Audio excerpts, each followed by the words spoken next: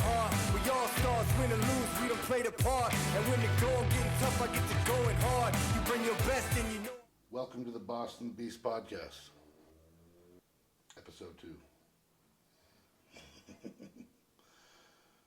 Let's start with a few questions today, and then we will move onward. How did Melissa start with bodybuilding, getting into bodybuilding?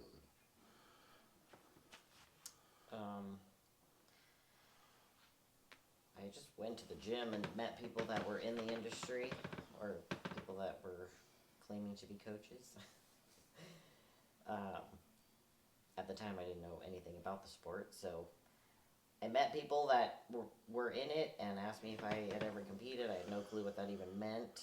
I did a little research, decided I'd give it a shot, and the rest was history. When did we start competing after we started bodybuilding? When did we realize that we had the potential? So I started competing right away. So you started, so you got into fitness, you know, I mean, you were doing what? Figure. No, So like even before that, like when you're 18, you started getting a gym membership. I never went though until I was 20. Okay. So I bought a gym membership. I'd go in and do hop on the elliptical or the treadmill because I knew how to do a bench press, but that was the only thing I knew how to do in the weight room just because we had one at home, so I was familiar with that. Everything else I was like, I'm not going in there. You guys are crazy. So I do cardio, and that was about it from like 18 to 20. And then at 20, I hired my first trainer, and I had a trainer until I was probably 23. Was he just was he a coach, or more of just like, this is how you do this movement, and I want you to eat a certain way, or was he No, just it was just personal training. just like just do the movements this yeah, way and pretty like, basic? Yeah. And you're 20. 20. I'd say 20 until I was like 23. I had the same trainer. And that was at it's a big box gym. Started at Bally's back when that existed, and then that particular trainer moved to a private gym called Prestige, so I followed him there and stayed there until I moved away from that side of town. And did you just take on the lifting and just love the weightlifting part of it, or were you just trying to overall fitness, cardio, running, biking, swimming? I liked all of it. I've always, not always, but I always liked the cardio part since I started going to the gym at 18. And then, of course, I like to bench press. That's pretty much where it all started. So the first time I ever did 135 in the gym, I thought I was like freaking straight beast mode. Like, fuck these people, I'm strong. Well, and going it's back, laughable now, but back then I thought I was such a badass. well, you think about how many girls under 25 that can actually bench 135. There's not very many, yeah. right? And you were a swimmer in high school and grade school, so. Yeah, I swam butterfly and freestyle, so in my opinion, I think that's probably what built my back. Arms and shoulders. And yeah. But I've had lats ever since I started competing, and a lot of people are like, oh, I can't flare my lats, blah, blah, blah. It's because you don't have any. If they're there, you will know how to flex You'll them. be able to feel Yes, them, right? you will know. So, not to be harsh, but if you can't flex your lats, you probably just don't have lats. Yeah. So I started training those when I was a child because I was a swimmer from, I don't even know, probably. At the grade school? Yeah, grade school, and I swam all the way through high school. And I was always really good at butterfly, so they always put me in that event. So I practiced a lot of butterfly, which is probably the hardest stroke. And it takes a lot of lower body too in butterfly too, right? Because you get that double kick. Swimming in general takes the full body, but yeah, I mean it's a lot of upper body strength because you're flying your whole wingspan out of the water. But yeah, in my opinion, that's what built my back, or built the base of my back so I had an advantage when I first started bodybuilding. Did you ever, when you were training with your first trainer, could you activate and feel your lats when you would do a row and do a pull down? Because I think No. for most females and a lot of males, just people in general, it's very hard for them to activate their back for whatever reason, unless they have the right coach that takes them, how to set their scapula up properly. And I don't even think it's that. I think you actually have to develop some actual muscle before you can feel the muscle group that you're training. And that's from my own experience. I think that's accurate. Up until probably 3 years ago, I would be lifting, thinking I'm doing everything correctly, and then I've already, at that time, been at it for 10 years.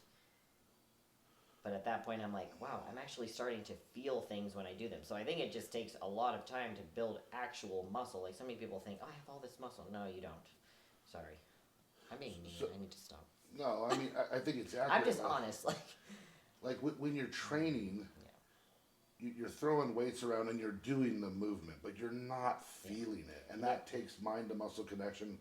And for you, that was like 3 or 4 years ago, to where you actually tied them to at the highest of level, to where it's like, okay, every rep you can feel the entire. If you watch the average gym goer when they're lifting in the gym, they're just moving the weight. They have no clue how to actually activate the muscle and work the muscle. They're just, pulling down, leaning all the way back, like, all this ridiculous stuff. And I know I was there once upon a time too, so I can't hate. But at the same time, I'm looking at them like, oh my god. So you just need a little bit of direction.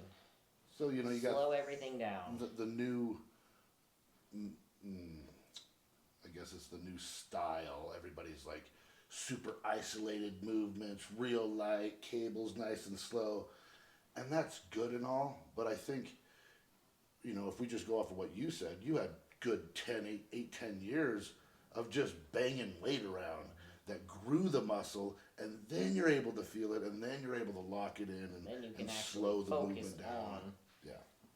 Building your weakness or improving your weaknesses. Well, now you're actually feeling what you're doing. So you were just kind of athletic. You just like to be athletic anyway. Anything you did, you were a runner. You did some triathlons. I always wanted to do sports growing up. I had friends that were soccer players, softball players, and I always wanted to do it, but my parents were not about it, unfortunately. They're kind of in a similar boat. Like they're like, we don't have the money for that. We don't have the time. Like, excuses. They just don't want to spend their weekends doing that crap. And maybe that's this. Your parents the same age as my parents, and that was very much the same. And we did a little bit of Little League, but there were so many kids. It's like the weekends are for the break, and so many parents just blow their entire weekend moving kids around, and it's cool. But at the end of the day, sports are a very, very small percentage of everyone's life. And we were given tools to work hard and be successful, and at least make money, and then we could do it a little bit later. So, I don't know, as a parent, I think that's a better trade-off. I mean, you do want your kids to experience certain things, but you were able to do it at a high level later. Yeah. I mean, I did swim, but I was just on like a club team in my grade school years. But we didn't really have like practice on the weekends and things like that. Just like at school type of thing, or right after. And then when I swam in high school, of course, was the team at the school, so my parents didn't have to transport me to practice and back and forth because the pool was right there next to school, so I just walk up there. Actually, half the time I didn't even go to practice. I was ditching practice, telling my parents I was at practice, and I was out getting in trouble because why not? You're a kid. You gotta live. You gotta live. You gotta learn. But yeah, I swam in high school. They didn't have to tote me around, so. So, I mean, now you're 22, 23, you've been training with this guy. When did you start feeling like you had, how did you get into the actual competitive side of bodybuilding or figure, or where did you start? Someone make a suggestion at some point, or how did that? Well, that was where I met my first coach, bodybuilding coach. I hate calling anything other than the actual bodybuilding category bodybuilding, because it's not. So I met my first figure coach at Gold's Gym. So I had a membership at both Prestige and Gold's, so I go to both. So I met this woman at Gold's. She asked me if I'd competed. I'm like, I don't even know what that is. So she kind of introduced me to it. She had her own little studio So I started training with her at her studio once a week, and then doing my own thing the other days of the week. And then she coached me into my first local show. I think I did my very first show in Phoenix, and then I did a show here in Tucson. But it was all the same summer. Like, I did one show, took a month, did the next show, and then went to nationals and got my ass handed to me.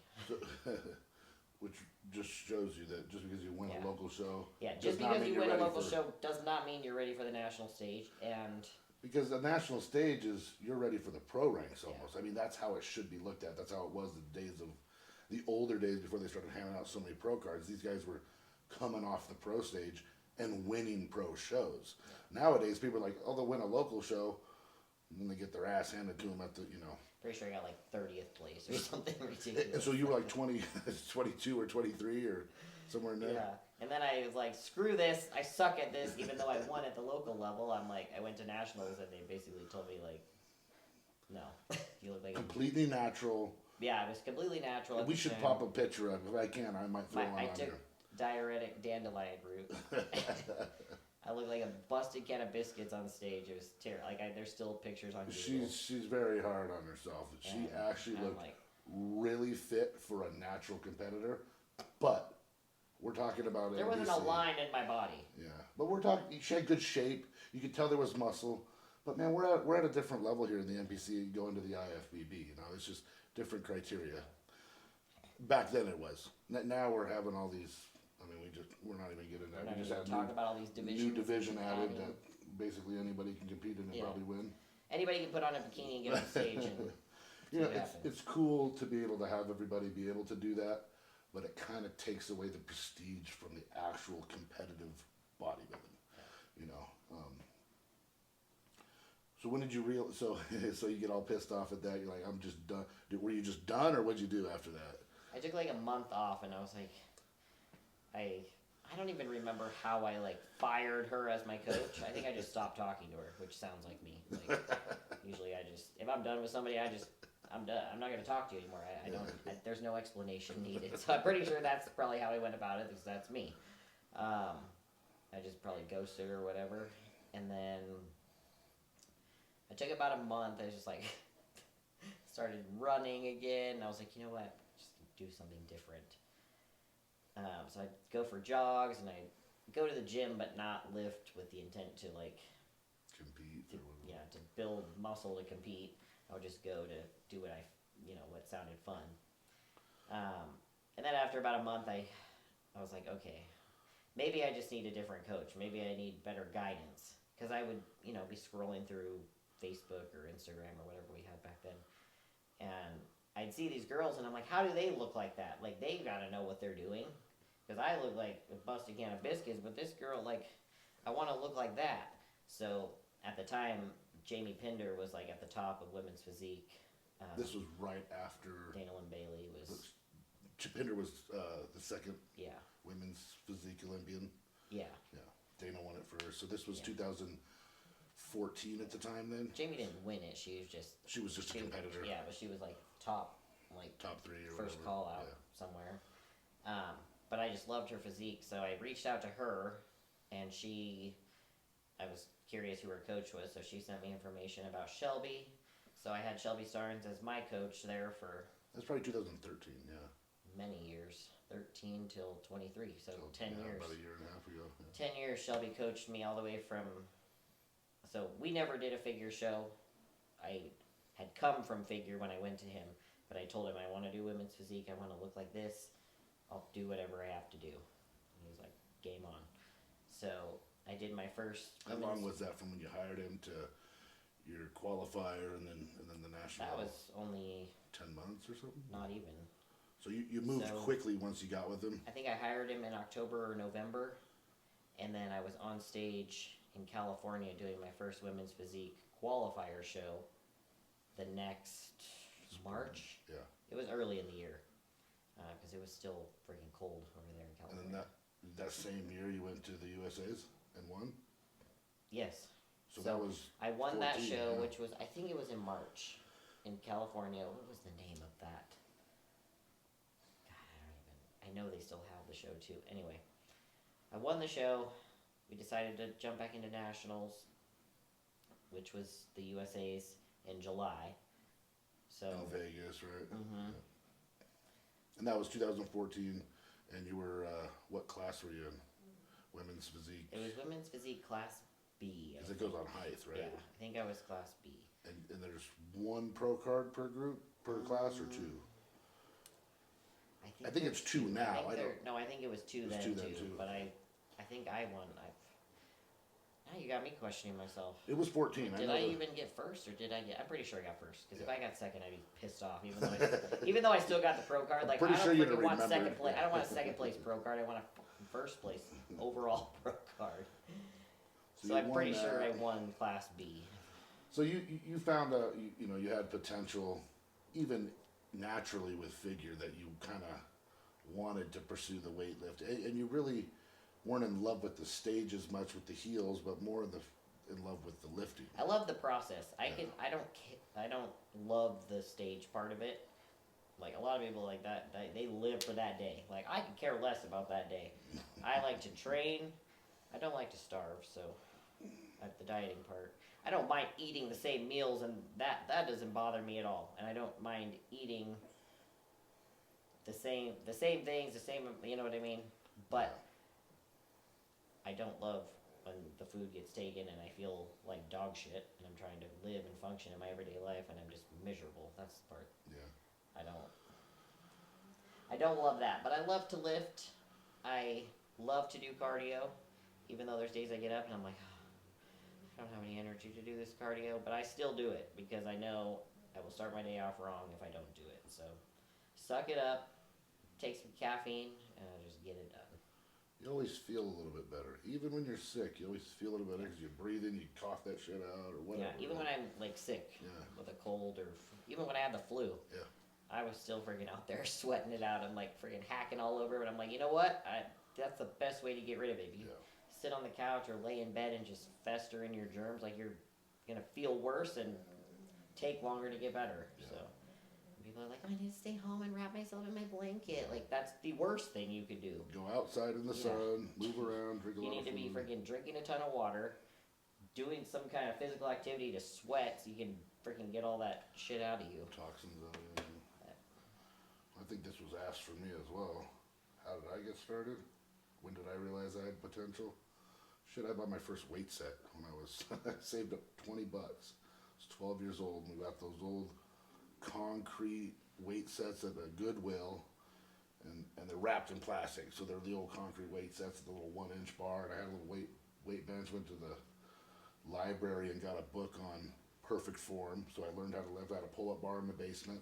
It was just a 2x2 running across two beams that I'd pull up on. And so by the time I was 14, 15, I always had nice bicep peaks, and my, mom was always very healthy with our food. So, I'd eat tuna out of a can and raw vegetables. It was just very natural for us.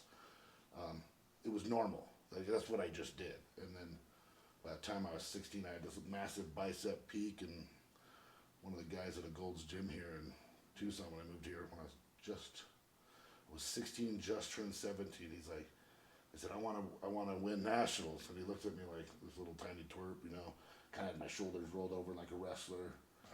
And he's like, let me see a bicep peak. So I pulled it up and showed him. He's like, oh shit. So he took me under his wing for 9 months. We did 3 shows. I won team nationals and fucking loved it, man. And then moved on and got to work and put it on hold till I met you again, pretty much. I mean, I still trained on and off, but kind of just shut it down and grew my business and lived life. But I think genetically, my whole family has it. We all have massive calves. We don't even have to train them. We all got big butts, big legs for squatting. And when we put the effort in, we can. You see all my brothers walking. You look them from the back, you can tell we're all related because their calves are all the same, and they're not even bodybuilders. So it's kind of, we got blessed with genetics. It doesn't mean you don't have to work hard. It doesn't mean you don't have to eat. I mean, all of us are fairly small, 5'8", 5'6", 160 pounds. So to be almost 300 pounds took a lot of eating, a lot of practice, right? And then I'm just a freak. I love the pain. I love to suffer. I love the challenge, the daily challenge. Like you say, you get up, you're not feeling good, and you gotta go do your cardio. it's kind of a challenge. No one else is doing that. You know, when they're sick, they sit home. Most people get up 15 minutes before they got to go to work, don't even take a shower, grab a cup of coffee and a donut, throw their shit on and go to work. Our routines are 2 to 3 hours before we leave the house. Yeah. So like if we have to be at work at 6, you're in bed you're up at 3.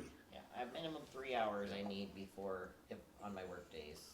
On any day, Yeah. actually. Yep. Even on my non-work days, like, I know on my non-work days I need 3 hours from the time I get up until I'm ready to leave to the gym. You know, when I was doing construction, I'd get up, I just need 30 minutes. I could slam a meal, I could throw some food together, grab a cup of coffee. I'd already had my work planned out for the day. I'd get in the truck and go. After being with you and being a little bit more regimented instead of shooting from the hip like a cowboy, you know, planning days out a little bit more, way more, definitely way more productive. You know, I get more done, get ahead of the game, get ahead of the employees, right? Set yourself up for success instead of following your tail the whole day like I used to a lot of the time. But competing together, we really haven't. You've been dieting, I've been like maybe off season, so I'll eat a little cleaner or vice versa. But we're both, you know, we've both been doing this for a long time. Even when I met you, that was the end of 16, so you'd already been doing it 2 or 3 years. You know, I'd been doing it since I was 12 to 16 to win team nationals. And I kind of lived the lifestyle, even though I wasn't competing. I lived it a lot of the time. I mean, I did get fat and overweight there for a bit and kind of lost it for a year or two. But I got it back. And no, I think that just as a couple, you know, competing together, you know, just because you're on prep doesn't mean that I need to be on prep. I could have a free meal and it's not going to bother you, and vice versa. Normally, though, if you're on prep, I'm going to eat cleaner and stay on plan a little bit more, just because I was like, oh, well, if she's not doing it, I don't need to. I can hold myself a little bit more accountable. The other way around, it's not as good, you know. It's a little harder for me probably sometimes, and it's usually only that last 5 to 6 weeks where the hunger really sets in, the fatigue really sets in. It's like, fuck, man. You always run to food, or at least we do, or at least I used to do. I think after doing it so long, after this past year, it's not as bad, but there's a point in time in every prep. I think it was a little less this year, like 3 to 4 weeks out, but for me, the hunger just goes to sky high. Yeah. Go ahead. Nice. I was there. Oh, yeah. Those 3 to 4 weeks, I was ready to pack my bags and catch a freaking, You know, catch the it's next not, bus to somewhere far away. and I don't think it's never intentional. Like the being short, or you know, not being as loving as I might be in the off season or things like that. It's not intentional. You just get super focused. When your hunger goes up, you're like so food focused, so everything revolves around that meal and trying to get to bed, so you're not feeling like shit. You know, we haven't done competed together for a show, and I think we know enough about each other that we wouldn't. Like, even this year, if you were going to compete, I wouldn't be competing within 6 weeks of any of your show. It just wouldn't make sense for multiple reasons. Yeah, because as a lot of you probably know, I was supposed to do the American Pro. Which is a powerlifting event. Yeah, big, it's kind of like, I don't want to say the Olympic. Maybe like the Arnold or the, you know, New It's a York big Pro. show Yeah. for the powerlifting industry. We'll just leave it at that. So I was supposed to do that and signed up for it, everything. And then realized it was a week, 2 weeks. 2 It was weeks. 2 weeks before my show. It was the weekend before, right? And then I would have We done would it. have been back, and we'd have had like 10 days before I had to be at my show. Oh, or okay, something, so but it was yeah. 2 weeks.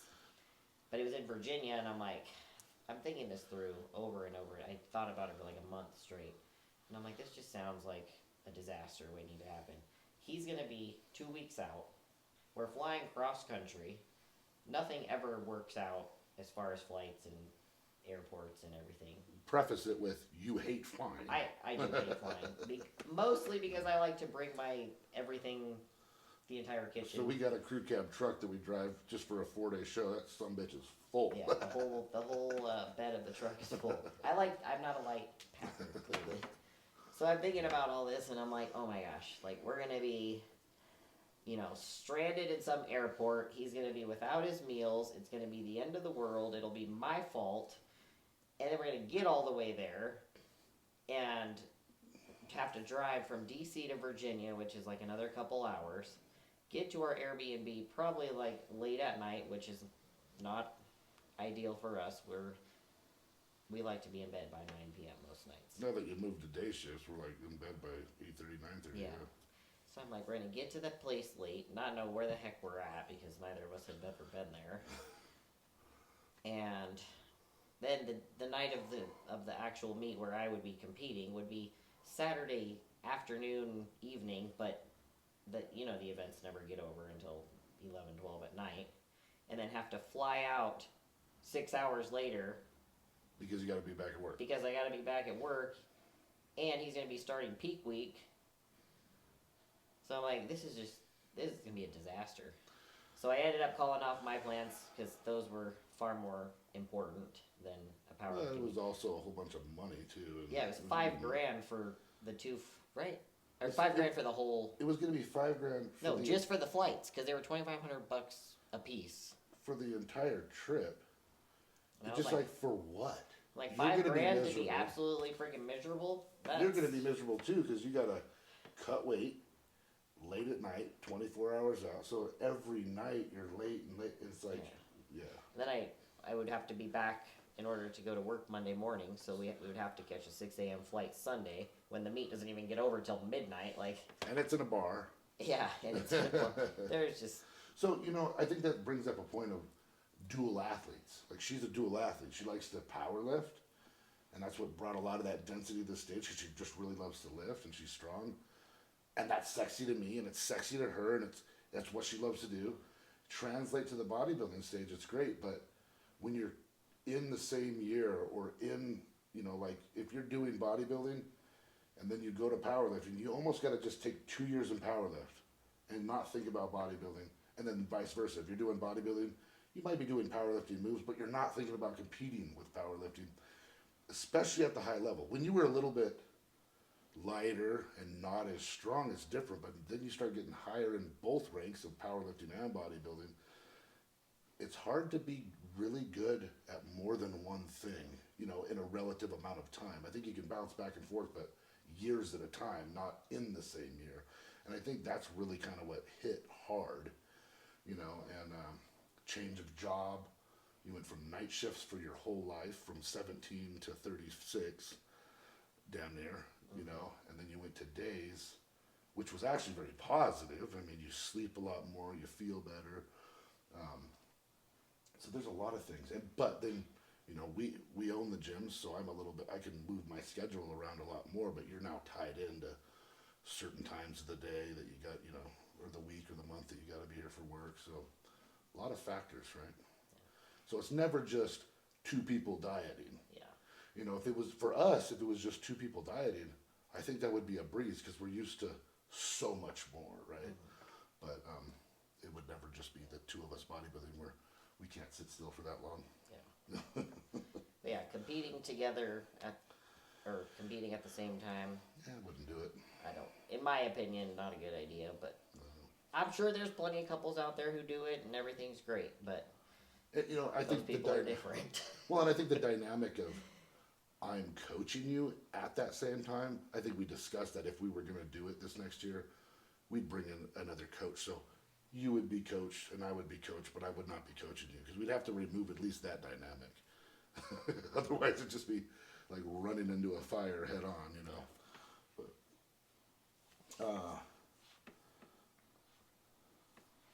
everybody liked a lot of comments from the last one about some of you did. A lot of guys didn't even, or gals didn't even know you were a nurse. So Yeah, even at our own where, gyms, they think which I just I really don't even do anything for the gym. you coach a couple clients. Yeah, But but I you're don't there. like. You're I the don't face. do not even an eighth of what Rafe does. So I guess people just thought I just hang out at home and train. And I don't think anybody thinks that. and But- that's my life. No, I work full time, Yeah. Monday through Thursday. She does a lot for the gym too. Like when we, and it is our gym. It's not just mine. It's both of ours. I tend to run it, but there's been a lot of years and a lot of times where you've had to jump in and help out. And, there's other, office stuff that no one sees that she takes care of. So, you are a part of it, but I don't think anybody thought you did nothing. Shit. Did you guys? I don't know. We're like, dang, she's got the life, man. All she has to do is go to the gym and train, and then she can just go home and. She's driving that nice AMG. She's got 2 cars. She's got the fucking lifted No, I work my ass off for all of that. Nobody's handing any money to me. I freaking work for it. Here's a good one. I wish people just handed me money. And We kind of that car is still in the shop. It has been over a month. I'm not happy about it, but there's nothing I can do. I can't drive it without the part, so. I think we just talked about this a little bit, kind of the differences between the bodybuilding preps and the powerlifting preps. But how did you become so regimented in your plan and scheduled like you are?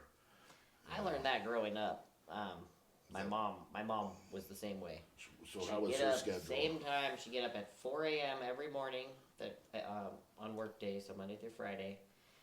She had an elliptical in the house, so she'd get up in her bra and underwear with her Walkman. Shit, half the time we do that. Walkman or Discman, whatever. I think it was a Walkman back then. She put her radio station on. Mm-hmm. She'd get on her elliptical with her eyes closed, and she'd just be getting it for I think 30 minutes. She'd get off, she'd be covered in sweat, then she'd do her little Denise Austin ab video on the living room floor. And then she'd shower, put her clothes on, eat, which she always used to eat the same thing every morning too. I think it was yogurt and... You're like a spitting image of her. It was in yogurt that and like sense, that total cereal. Yeah. Yeah, I think she would The just whole eat grain. put yeah, it dry with the yeah. yogurt, and then she'd have some fruit. And she ate that same thing every morning, and then she'd go to work. She'd be at work all day.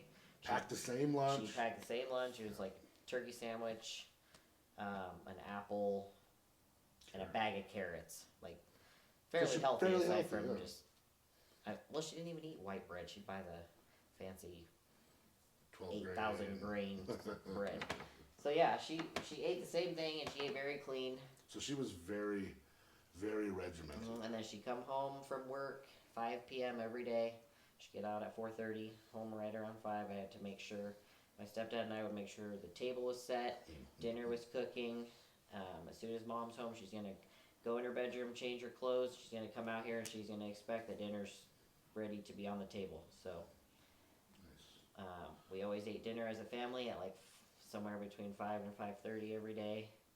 After we eat dinner, my parents would take the dogs out on a walk. They'd do the same walk every single day. They'd get back home, shower, and then sit on the couch for half hour before bed every day.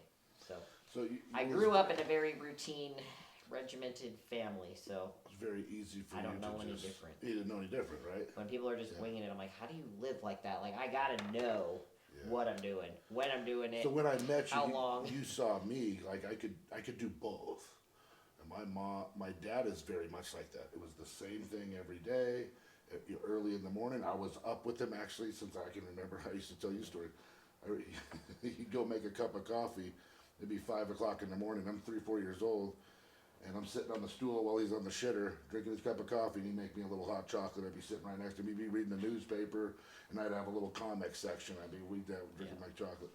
So it was very routine, and I learned how to do that. But then also, there's a lot of kids in my family, so it's pretty fucking chaotic, and nothing's ever that routine.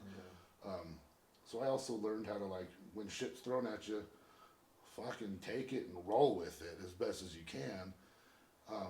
And that's cool. You can do that for a certain amount of time, but it gets old, man. It gets old if you're constantly, because you feel like you're constantly chasing your own ass.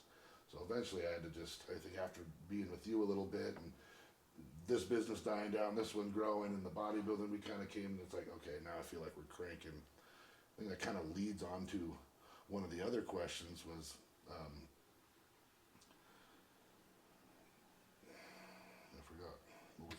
question. God damn.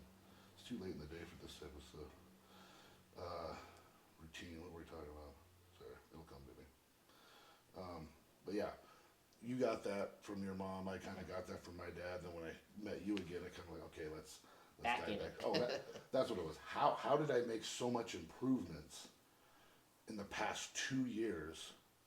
So, was it 21 I stepped on stage after being off stage? I mean, the last time I stepped on stage was 2003 when I won Team Nationals. So that was 18 years from when I got off the stage and I got on again. I won the qualifier. We were at North American's first call out, and I was 215 pounds. And then I hit, this was my fourth pro qualifier show in 3 years that I just won 4 weeks ago. But the first two were just kind of like finding my way back. I thought I was like, yeah, all I gotta do is shred up. I'm winning this fucking card. Like That was me. and then USA. well, my body changed a lot. I was 165 when I won Team Nationals, and I stepped on stage at 215. I'm like, yeah, I gotta be big enough. The reality is my physique needs to be a lot bigger. So, last year I was 237. So there was a lot of weight put on, 22 pounds in that 15 months off season. What was the factor? What was the big push? I think the big push was getting way more routine and getting way more dialed in from the first thing in the morning to the end of the day. You know what I mean? And that comes with 7 meals a day. You're not missing them. I think in those 15 months, I counted 5 meals I missed. 7 meals a day. That's pretty intense. You know what I mean? That's really intense because a bigger body you can kind of get away with a little bit more, but not when you're trying to maximize the physique. I mean, it's 3,500 calories per pound, essentially, is what it takes to grow. It's not completely accurate. Obviously, energy level changes as you get bigger and how much weight you're pushing, cardio, etc. But if you're missing 40 fucking meals a year, that could be 5 pounds you're leaving on the table of muscle growth, right? It's me. It's me. I suck at the eating part. Like, I eat what I'm supposed to eat, but like, I get to friggin' 8 p.m. and I've only had 4 meals. Like, I don't know. I just got to the point where those, so this is about now 22 months, 24 months of just being super consistent. I have to eat my first meal at a certain time, which means I have to get up at a certain time in order to do the cardio before I can eat that first meal. And then the last meal has to be at a certain time, otherwise I'm not getting enough sleep. So all those meals in between, I had to put an alarm set for every single meal on my phone initially. And it'd go off and it's like, hungry or not, mash that meal. You know what I mean? I do great on my work days because I get up so Because much you're earlier. routine, yeah. I get up earlier, so I start eating earlier. Obviously, I'm hungry. So that even goes for my off days. Like, now I'm to this point where I don't care if I go to bed at midnight, I'm waking up at 4 frickin' a.m. So it really just matters what time I go to bed now. So that was a big push, was the routine, and the big push was being consistent with the food.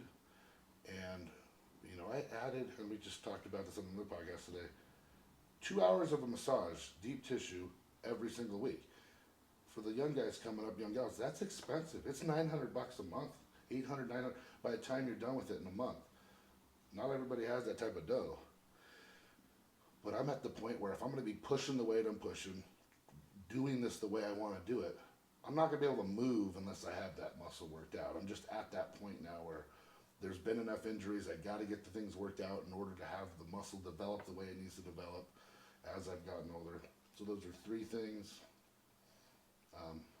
Sleep was huge because those first few years we were together, I just going to bed too late and I'm just waking up early, so I'm not getting enough rest. And rest is super key, especially when you're building muscle and you're trying to repair. So shooting for that minimum 7 hours, and if you can get more on the weekends, yeah, this guy, it's hard. It's hard for me to sleep enough. Like even on the weekends, I'm in the office at 5 a.m. That's what excites me about life. That's what turns me on. That's what drives me is that business. So, so I think keep it simple. 3 to 5 things. What you're gonna work on: sleep, eating all your meals, and being fucking consistent with everything. And you top it off with when you're in the gym, fucking focus. I see so many people come in and they're dicking off. I mean, if they're in there 1 hour or 4 hours, like they're going through the movements, but you gotta do more than that. You have to have intent with every rep. Even if it's a warm up and you're stretching and you're doing bands and you're getting everything fluid, you have to have intent with every rep. That was huge on my leg development this past year. I literally started thinking about it 24 hours before I go into the gym. So everything I did, hydration, like I had to have a certain amount of water so I wasn't cramping. And so I felt right. I had to get up at a certain time to eat my meal at a certain time so I could clear my gut out before I'm doing legs. So you're not constipated while you're lifting. You'll figure it out, but you have to start and be consistent. Because if you don't have a baseline to start from, how are you going to make an adjustment? So, thanks for the questions, guys. Thanks for following us and watching the podcast. It's been really cool to see the comments. I think it's pretty cool. We can share this with you, and we're going to just get better and better and better at this. Notice we have our little midget tree. The fucking thing costs as much as a full size, but we didn't want a full size.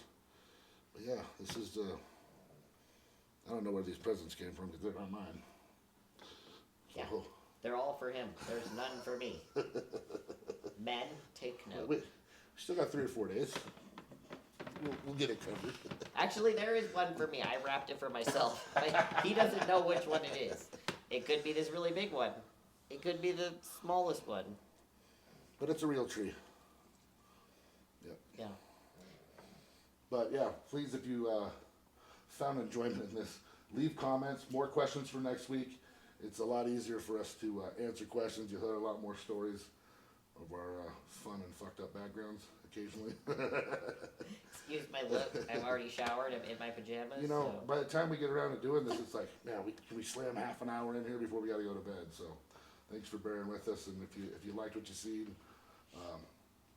subscribe and ding the bell, because then you'll get notifications. We're also I'm shooting more gym content as well. We also have another podcast that we started 2 years ago that I might start bringing the boys in on again. All in due time, one step at a time. Thank you very much, guys. The Boss and the Beast out till next time.